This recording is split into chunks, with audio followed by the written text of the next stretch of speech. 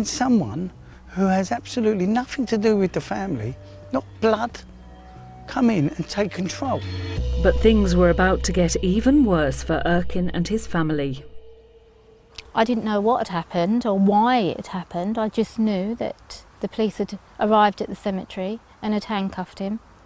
I notified the lawyers and I drove from London to Surrey, to the cemetery, to the cottage to find out what was going on. On the 15th of July 2008, police arrived in force at Brookwood Cemetery.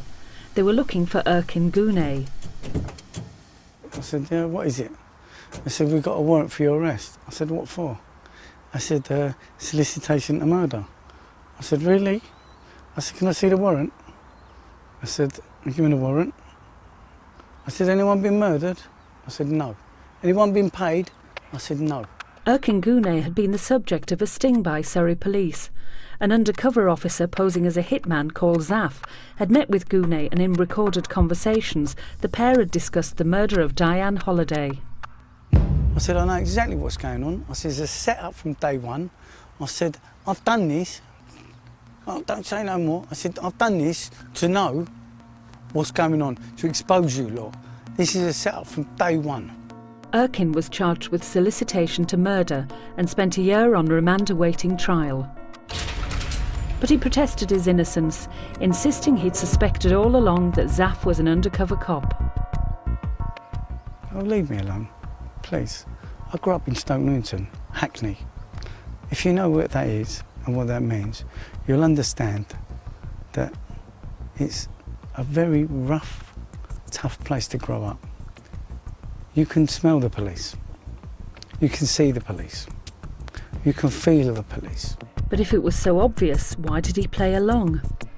In answer, Erkin points towards his extraordinary past. This wasn't the first time he'd been jailed for a crime he didn't commit. In 1995, Erkin was jailed for gun and drug offences.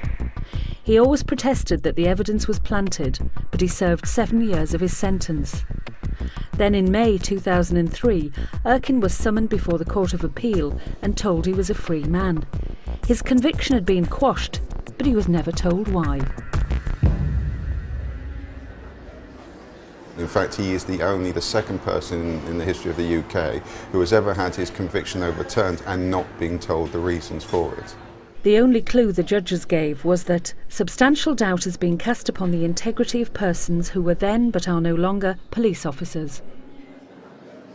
He is a man desperate to know what happened to him, and so he clutches at explanations, some of them more far-fetched than others, because he hasn't been told what the state should tell him, why you were wrongly in prison for 7 years. Can I ever call 999? No, I can't. Do I trust anything that anybody says to me? I don't. I can't. They've slaughtered me. You know, my life ain't my life.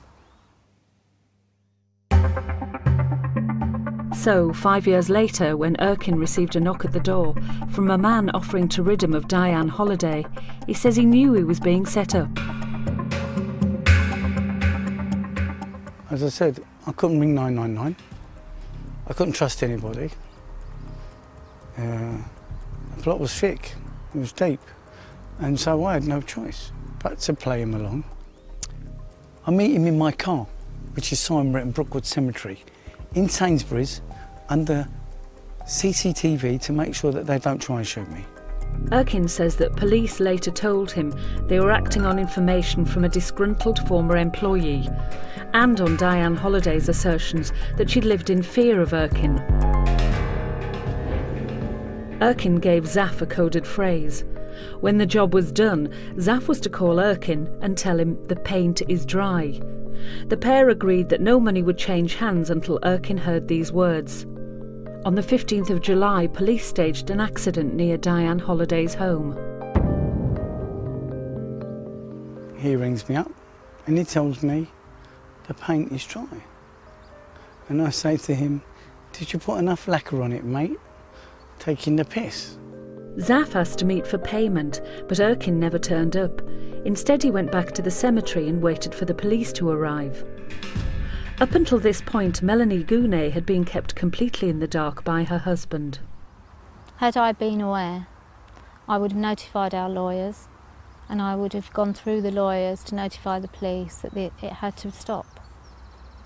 But at the same time, I'm not surprised that my husband behaved in the way he did, because he clearly is a miscarriage of justice, and he clearly is aggrieved by what the state has done to him.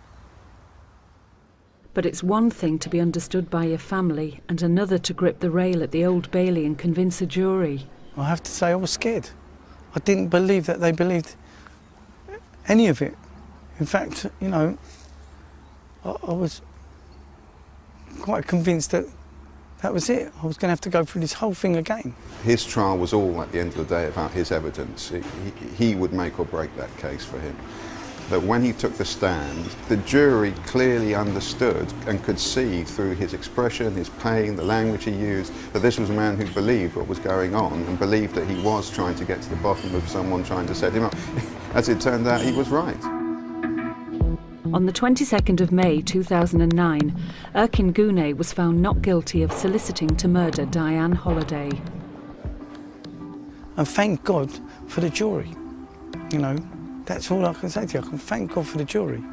The jury didn't believe none of it. Though Ramadan Guney had won this battle, the war over his father's estate had continued without him. Diane Holliday had won a crucial legal victory, which ruled that Ramadan Guney had been resident in the UK, which meant she could claim from his estate. To Erkin, the idea that his father, who once ran for presidency in northern Cyprus, should be regarded as British was absurd. My dad is doing his nut. He comes to me every night and he shuffles me and he don't let me rest. He's going mad. The dispute continues to this day, and the Guney family are still fighting Diane over control of the estate. Meanwhile, with the war showing no sign of stopping, Erkin has been unable to return his parents' bodies to Cyprus. They must remain in a holding room until the day that everything is settled. This is where my mum is.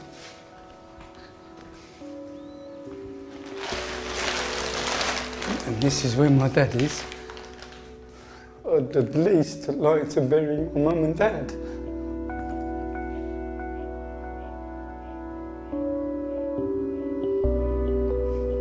To rub salt in the wound, the family did eventually find a will that Ramadan Guney had drawn up in 2005, but left unsigned. It left nothing to Diane Holliday.